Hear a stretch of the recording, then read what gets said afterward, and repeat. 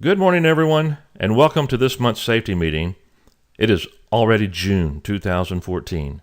Summer is here, and it's getting hot. Again, this month we are combining this meeting with both the office personnel and the field service personnel because the subject matter is just that important, and it's very important for all of us. Sometimes I'll catch myself thinking while I'm preparing these safety presentations that I'm about to share something with everyone that they already know.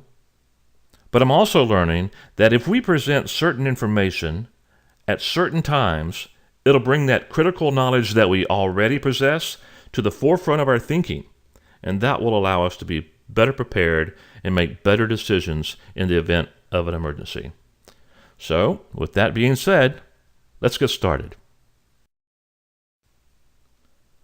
We're going to be talking about weather awareness and preparedness. The lightning, hurricanes, and tornadoes. Oh my!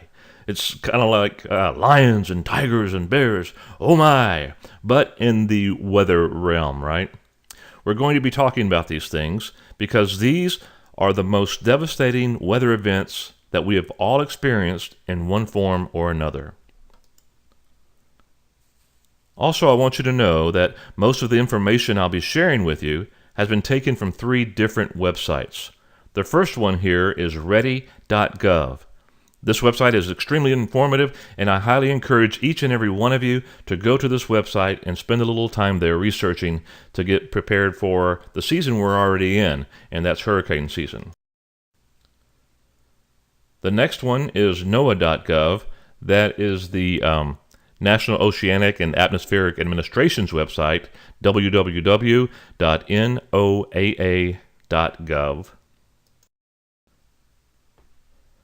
The third one I'd ask you to visit is www.weather.gov. That's the website for the National Weather Service.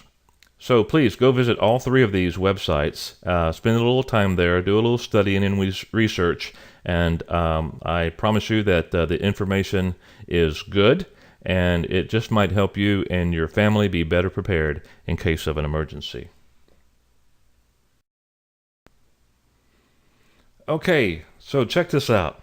This happened just a couple of weeks ago, actually, May 31st, about 3:30 in the afternoon up in Canada. Listen, this is really, really cool video. It's truly amazing to watch this.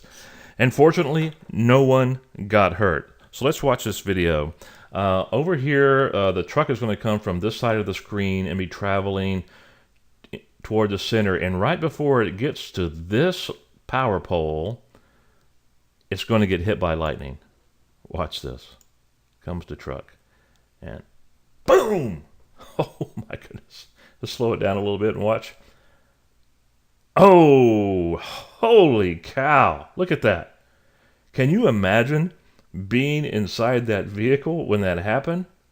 It scared these people half to death, I'm sure. Well, here's the story. A couple by the name of Al and Betty Perry. They're just driving, having a nice cruise along Highway 14 up in Alberta, Canada, when all of a sudden, out of the sky, boom, they are hit by lightning. They said that the cab of the truck was instantly filled with smoke. He said he could just see his life passing before his eyes. I bet he could. He said the airbags were instantly deployed. The metal body began to melt and rippled by the heat. The doors were welded shut. The electrical system was shut down so that the locks wouldn't work or the windows wouldn't roll down. He said the entire ordeal was captured by a security camera from a company that sits off the side of the road. It's just amazing. It's also a freak occurrence that there happened to be a police officer driving by and saw all this take place. And so he was able to get the people out of the vehicle safely. He said, this is Al said, he says, one thing I know for sure, that I would be in my grave today if it wasn't for the officer who had been there to help us get out. And also check this out. Just a couple of days after this terrifying ordeal, the couple celebrated their 47th wedding anniversary. And now they look forward to many, many more. Look at this. The photo in the upper right-hand corner of the slide shows the potholes that were caused by the lightning at the point where the pickup truck's wheels were at the moment of the strike. Some people think they're protected from lightning if they're in their car because the tires act as an insulator. Not true. This is not so because the heat from the lightning is so extreme that it melts the tires. The way you're protected in a vehicle, if you're in a car or in a truck that has a metal roof and metal sides and a metal floorboard, so that when you're in a vehicle surrounded by all this metal, it's similar to a Faraday cage where the electricity just goes around you. However, you're still exposed to the damaging heat and the effects, the other effects that accompany lightning. So if you're driving along in a thunderstorm, make sure to keep your hands on the wheel. And if you're a passenger, keep your hands off the windows. Just kind of fold them in your lap. In fact, you might want to put them in a praying position, but don't touch windows or anything metal. Okay, it's time for a little test. Where do you think most lightning strikes occur in the good old USA? Is it Texas, Florida, California, or Nevada? I should cue the music for Jeopardy. You know, I actually had this question on a Anita Force certification exam. I got it wrong, but my guess is that you know the answer to this. My guess was Nevada. Had no rhyme or reason why I guessed Nevada, but I just had no clue. I bet you guessed Florida. And if you guessed Florida, you were right. Since they've started counting these kinds of things, and I don't know who counts them, but there have been 1,523 deaths or injuries in the state of Florida. Did you know that, you probably do, Florida was known as the lightning capital of the world? NASA just released a study and pegged Rwanda, Africa, as the true lightning capital of the world. But with more deaths and injuries than all other states combined, Florida ranks as #1 target for public safety and lightning awareness campaigns. This map shows lightning fatalities from 1990 to 2003, and as you can see, Florida substantially led in fatalities. My state, Texas, came in second. And this map updates it from 2003 to 2012, and you can see Florida is still well in the lead. To date, in 2014, there have been 5 lightning fatalities. 3 in Florida, 1 in Texas, and 1 in New Mexico. 2 of them in Florida happened on the same day. That was May 14th, Wednesday. 1 in Seminole at a construction site. The guy was going out to his car to roll up the windows when he noticed one of his co-workers face down in a mud puddle. The other one that day was at a lake in Plant City. This gentleman was 71 years old and blew the bottom of his shoe out and the clothes off of the left side of his body. He was fishing. The other one in Florida happened on May 29th. This guy was up on a rooftop doing roofing work at a local car dealership when lightning hit him. Hit him on Friday, and I believe he died 3 days later.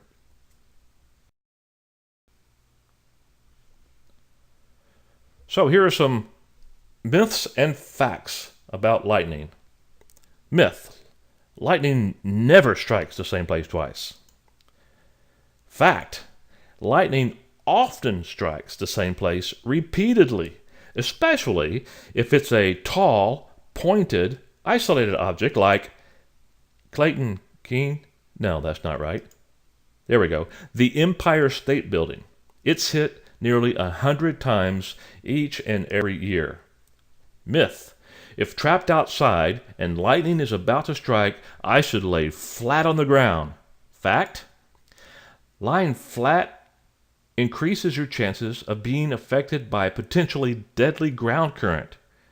If you're caught outside in a thunderstorm, you should keep moving toward a safe shelter. If you just can't move, you need to get in what's called the lightning crouch, just like this. Get your feet together, up on your toes, crouch down, and just pray that this thing ends very, very soon, right?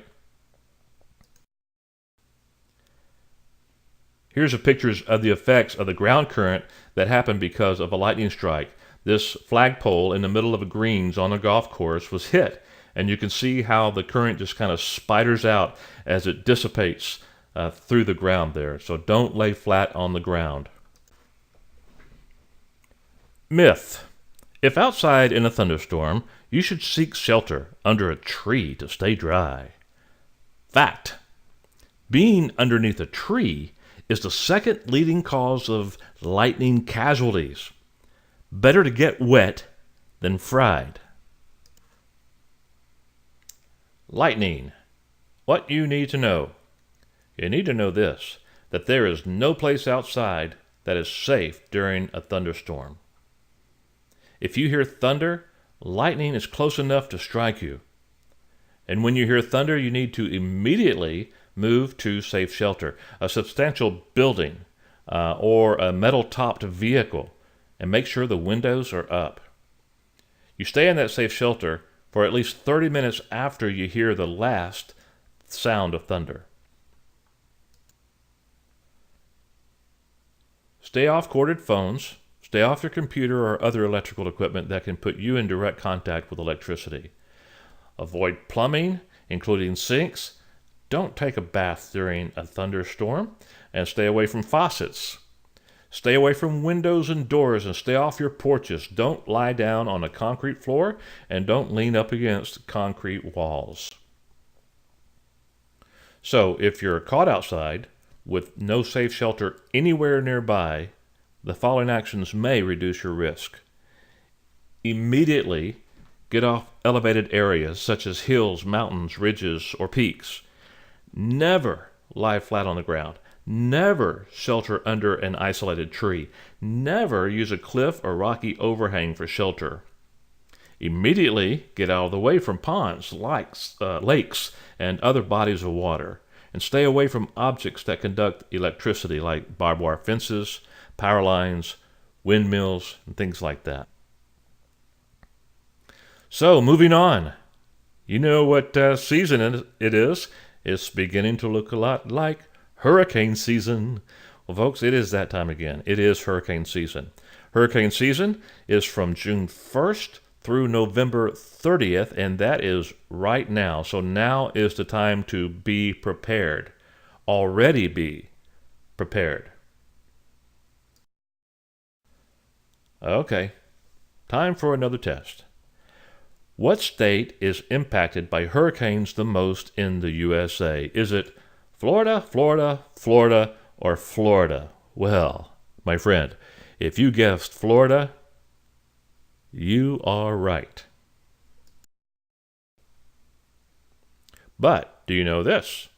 What month do most hurricanes occur in the USA? That would be the early part of September.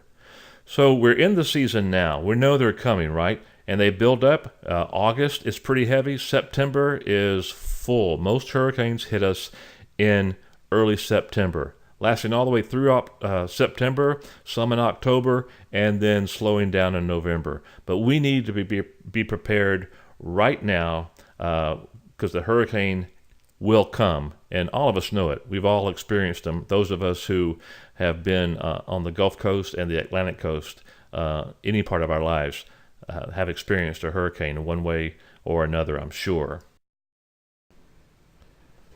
What to do before a hurricane? Well, we've got to prepare. And one way to prepare is to go to ready.gov and build an emergency kit. You can go there and they can give you a list of the things recommended for your emergency kit. And you can also go there to get a sample of a family communication plan. Very important that we know how to get in touch with each other if we're not together. And also important to have that emergency kit made before the storm gets here. Need to know your surroundings and the evacuation route you're going to take. Also, you need to secure your property, like the windows and doors and things. Wanted to share this little tool with you. The last hurricane I had to prepare for was Hurricane Ike back in September 2008.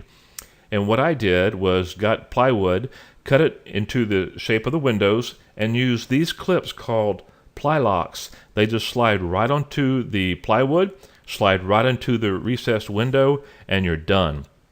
Sherry and I were able to board up our house, her mother's house, and her grandparents' house all in the same day and still get out of town safely. Like I said, Ike was the last hurricane I had to prepare for, and it did a little damage to our house. It picked our patio cover up, flipped it upside down, and smashed it right back down on the patio. Fortunately, we had no other structural damage to the house, and no windows were broken. Here are some effects of Hurricane Ike as it came up Galveston and traveled up Interstate 45. This picture is on Interstate 45, about 8 miles off of the coast, and it picked these boats are up on the highway, on the road. It was just littered with these huge boats up and down Interstate 45.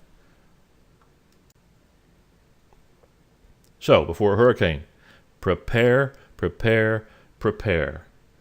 Be sure that your trees and shrubs around the house are well trimmed so they'll be more wind resistant. Reinforce your garage doors, because if wind enters through the garage, man, it can just do some very expensive damage. Plan to bring all the outdoor furniture indoors. Any kind of decorations you have outside, garbage cans, things like this, bring them inside. And also, make sure that you know how you're going to secure your boat if you are near the water and have a boat.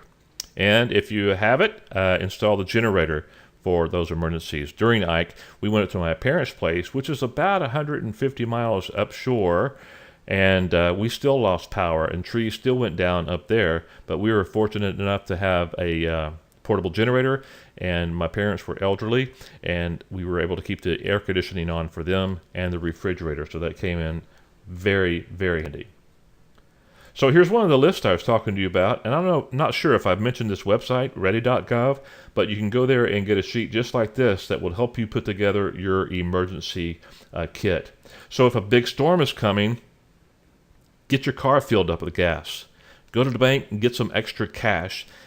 And here's one thing you may not think of, but fill your prescriptions. Also, you're going to be doing all these things. There are people that are looking to take advantage of you in a bad situation. So be aware of criminal activity.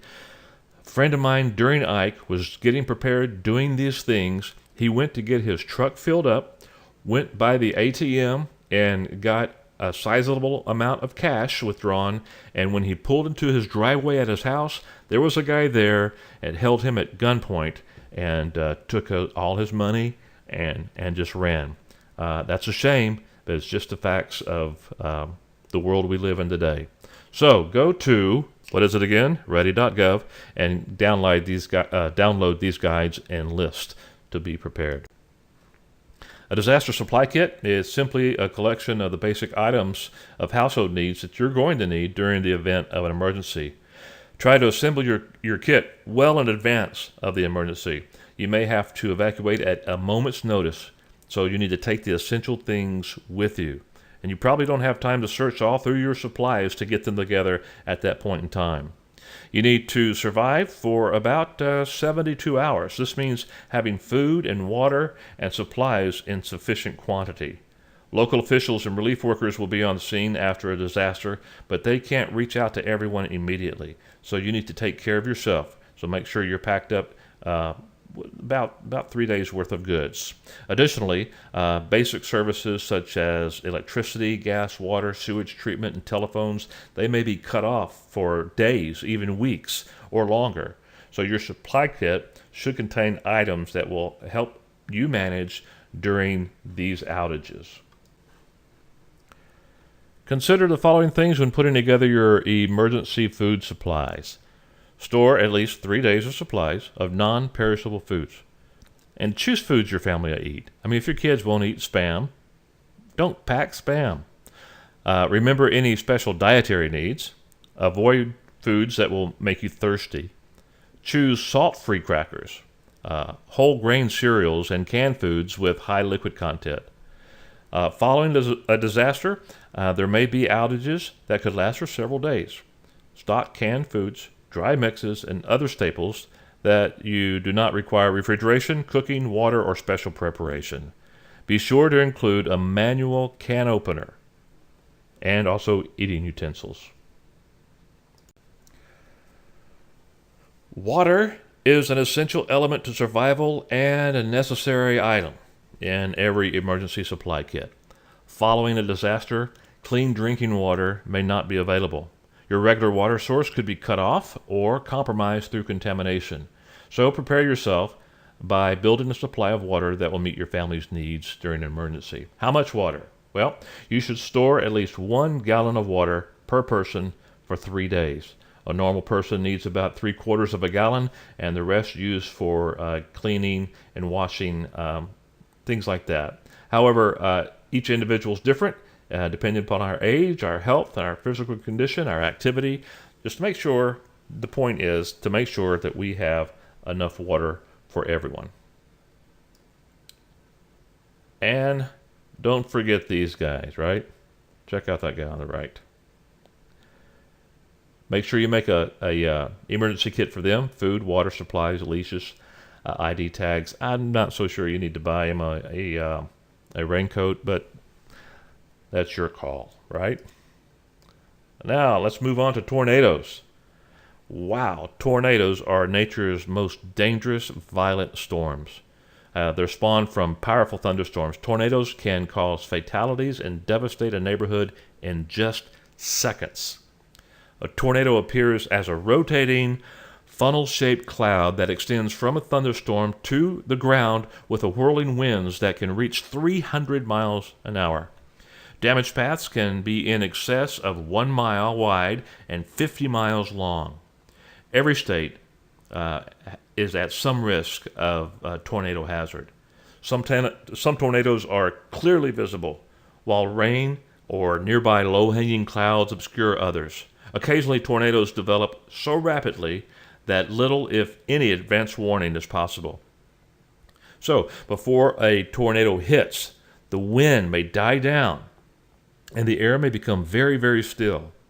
A cloud of debris can mark the location of a tornado, even if a funnel is not visible yet. Tornadoes generally occur near the trailing edge of a thunderstorm. It's not uncommon to see clear sunlight behind a tornado. Well, I don't think this movie won any Oscars, but it was fun to watch. Do you remember the most famous line from the movie Twister? Cow.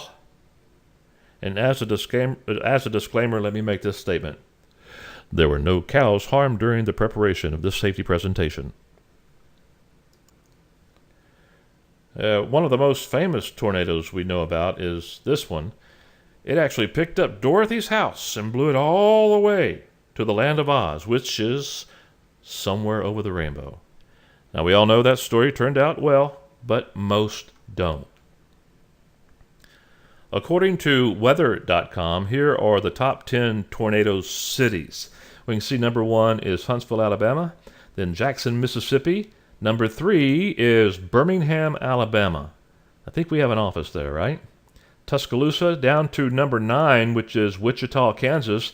And there are PGE folks in El Dorado, Kansas, which is just north of Wichita. Before a tornado, begin preparing. You should build your emergency kit and make that family communication plan. And where do you get that? That's right, ready.gov. Listen to NOAA Weather Radio or to commercial radio or television newscasts for the latest information. Also, in any emergency, always listen to the instructions given by the local emergency management officials. Be alert to changing weather conditions and look for approaching storms. Before a tornado, look for the following danger signs. Dark, often greenish skies. Look for large hail, a large, dark, low-lying cloud, particularly if it's rotating. Listen for a loud roar. Some people say it sounds like a freight train. And if you see approaching storms or any of the danger signs, be prepared to take shelter immediately. If you are in a structure like a residence or a small building, school, hospital, factory, our office, go to a pre-designated area such as a safe room, basement, a storm cellar, or the lowest building level. If there's no basement, go to the center of a small interior room on the lowest level, like a closet or interior hallway. Stay away from the corners, stay away from windows, stay away from doors and the outside walls. You need to put as many walls as possible between you and the outside. Put on sturdy shoes and do not open the windows. If you are in a manufactured home or office, get out immediately and go to the pre-identified location, such as the lowest floor of a sturdy nearby building. Mobile homes, even if they're tied down, offer little or no protection from tornadoes. If you're not in a sturdy building, there is no single research-based recommendation as to what to do for a last resort action, but here are some possibilities. Don't try to outrun a tornado in your car. Don't get under the vehicle. Pull off the road at the lowest possible point and put your seatbelt on and cover your head with something, anything you have available. Don't take shelter by trees, and this is the time to lay flat on the ground at the lowest possible level. In all situations, do not get under an overpass or bridge. You are safer in a low, flat location. Never try to outrun a tornado in a vehicle. Leave your vehicle immediately for safe shelter. And watch out for flying debris. Flying debris from tornadoes causes most fatalities and injuries. So in conclusion, the key is preparation. Get prepared. Put together your emergency kit. Get your family on the same page with a communication plan and visit these websites. With the proper preparation, we can weather any storm. Well, that wraps it up. I wish you all a blessed day and have a safe, fun-filled summer.